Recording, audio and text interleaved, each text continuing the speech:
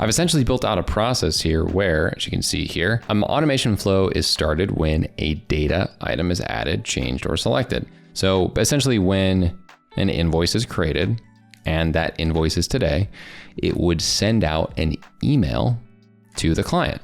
You know, we had to talk about something that I have mentioned before on this channel, but I haven't quite given you a bit of a breakdown as to the specific methodology for how this exactly works. So I'm a big proponent of automated tasks and automating processes. I'm also a big fan of process improvements in general. And there's this method that I stumbled upon recently that I wanted to talk with you about. And pairing this with a specific tool, which we'll get to later, will help you out immensely. So whether it's personally or in business, the key to growing revenue is to eliminate bottlenecks in processes in order to automate those processes. In other words, you need to automate processes.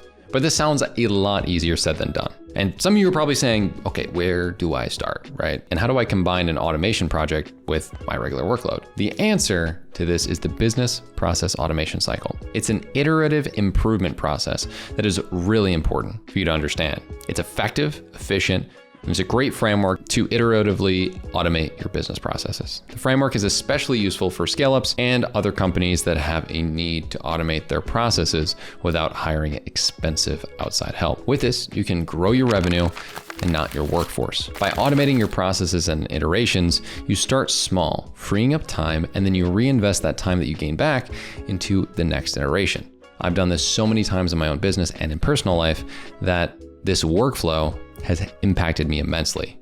It's a workflow that's agile, and companies that use that workflow of agile will recognize it. The end goal is to fully automate as many business processes as you can while remaining flexible while doing so.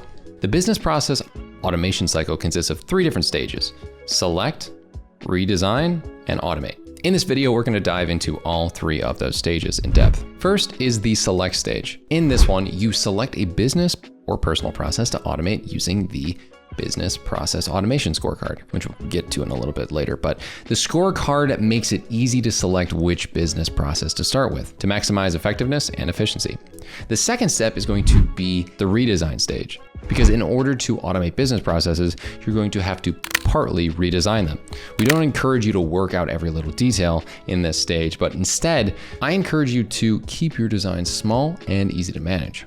Keeping your business process designs small and easy to manage makes them agile. And some different ways that you can use this to maximize efficiency is by keeping them to a few different standards. First would be the straight through process, which is a key design principle that will benefit any organization when it's paired with management by exception, which provides you with a framework that will allow you to iteratively improve and automate any business process. And the third stage in here, the final one of the business process automation cycle, is where you can actually automate the process you've redesigned. For this stage, we can talk to you about an example of how to build an automation system quickly and easily with low total cost of ownership. The key to the cycle is the speed at which you complete it. The faster you're able to complete a cycle, the bigger the impact. The time you free up by even a small improvement can be used to automate more processes. And this iterative nature of the business process automation cycle is akin to the proverbial snowball, right? It will increase rapidly in size as you go along, even if you start small. For me, I know that there are plenty of processes in my own business where I started off just by automating a small part of calendar management, right? I produce a lot of content. And by continuously doing these things, now I've effectively automated entire sections, if not in the entirety of roles out of my business. Like, I don't really need a project manager in a lot of ways. When we need to get tasks done is all based off of due dates regarding a publish date. And truthfully, with the system I built, it pretty much does the job by itself. So let's talk about selecting a process that we want to use this cycle on. The most effective way to select a process to automate is important to figure out because, I mean, it's not a trivial thing to look after, right? You do got to figure out what is the most maximum impact and low effort opportunity. So what you can do is you can use something called the Business Process Automation Scorecard. And this is where a simple framework allows you to select the process that has the most impact at the shortest implementation time. So the scorecard works in 3 steps. 1, listing processes. 2, scoring them. And 3, prioritizing them based on their score. So first, we can start with making a list of business processes that you consider to automate. You can look at the processes that currently require manual effort, are repetitive in nature, and seem to be reasonably easy to automate. You can keep the processes small for now, as we are not aiming to automate the entire manufacturing process of a business or the entire project management process of a business. Just the small thing like, I don't know, maybe assigning tasks to people. Then you would select at least 3 to 5 processes that to you think you should consider to automate. And then you'd go to the next step, which is scoring. And for each of the processes that you pick on your list, give them a score between 0 to 5, 0 being the lowest and 5 being the highest for these categories. So we're gonna have manual effort needed as a category, because the more manual effort is currently needed for the process, the higher the score. And an easy way to do this is the number of days per week that are used for it. It's fine to use half days or quarter days, but you get the point. Next is the repetitiveness. So give the process a score of how repetitive it is, or in other words, how little human creativity is needed for the process. Very repetitive processes, or for example, copying and pasting data, good Lord, or typing invoices or orders. The more repetitive, the higher the score should be. Then we'd score it by ease of automation. This is an early estimation of how easy you think automating the process would be. The easier it is, the higher the score. This may require a little bit of research or just a lot of practice understanding how automations work, but for me, over time, it's gotten pretty easy. Don't overdo it with the estimation, just write a number based off 5s. Then prioritization. You can calculate the final score for each of the processes by multiplying the values together. The reason we multiply instead of adding is to reflect the impact. A process that scores a 3 out of 5, resulting in 27 on all 3 categories, is more effective to automate than that score 2 2s and 1 5, resulting in a 20, even though they both add up to the exactly same 9 points when using addition. The process with the highest score will be the first one that we focus on, and if there are multiple processes that share the number 1 spot, simply choose the one that you feel is the most boring to do currently. Less boring work is always good. And for me, just doing this process over and over again helps me so much. I have managed to automate the entirety of my project management. I managed to do so many great things from a content calendar standpoint, from a delegation standpoint, from a message standpoint. And this process just works great. And a platform that I was reached out to and felt the urge to talk about is Trigger. It's a platform that turns manual tasks into a digital tool for so many different things. And in this video, we're going to show a pretty quick overview of, what necessarily it can do for you in a use case for something that I built out.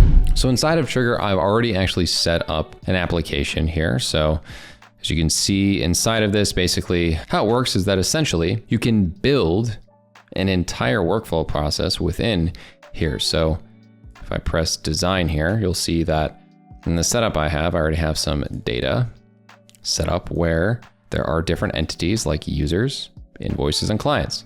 So in this process that I've made, there are different flow parts that can be connected together. And what I'm using for this automation flows is that for invoice management, I've essentially built out a process here where, as you can see here, an automation flow is started when a data item is added, changed, or selected. So essentially when an invoice is created and that invoice is today, it would send out an email to the client. As you can see here, it sends out an email right here. And that's only if it's true. So that means essentially if the actual invoice date and time is today, it would send that to the client's email. Now, if it's false, then it would just end. Now, the reason that this is so important is it's pretty high on the scale, right? It's extremely repetitive. And literally all I had to do was create 3 different sets of data, i.e. user, invoices, and client. And within client, the elements that exist are the main point of contact email, the client type, invoices, and make sure those invoices connect to clients, have a generated date for that invoice. And then with this user setup, it all connects in there as well. And the nice thing about Trigger is that you can pretty much create any different input item in order for this to happen. And for me, the send invoice email was so easy to do. Essentially, there's 2 inputs here that I put. One is the invoices and one's the user. And then it would send an email with a template that I wrote out. So, hey, name of user, a new invoice was just submitted. Please make sure to review it. And then it had the invoice number on it. Now, in this process, we then create a front end that I have here. As you can see, there's this little like page that you'll see here when I go to the lab that showcases the example of this. All I do is add an invoice, and every time I make a new invoice, an invoice number is here, right? And you'll see that the generated date exists. And if that generated date of an invoice was today, then it would send out to that client's main point of contact email. Now, this seems like a small process, right? Like it doesn't seem like anything that's huge, but lucky for us, Trigger does come with a fair amount of different templates that exist. So if I check out this right here, you can see that this is a template for tracking orders, commissions, discounts, payments, and compare against purchase orders and invoices. And there are a myriad of different templates to choose from, as you can see here. As you can see here, this is an entirely built out application that you can utilize with Trigger. And there are a lot of different great tutorials on here and real world use cases that exist for you to check out regarding Trigger. So if you have any questions about the product even more and how it's helped a bunch of different companies, like this company, Canon Medical Systems, that automated inbound order routing, if that doesn't sound like something that no one wants to do manually, I don't know what does. Pricing on this product is pretty straightforward. You can go to the pricing page to check it out. And for businesses, trust me, if you're automating this much work, it's worth the money. Thanks again to Trigger for sponsoring this video. If you liked it, make sure to leave a like and check out more content like this one on how to improve your skills using tools like this even more.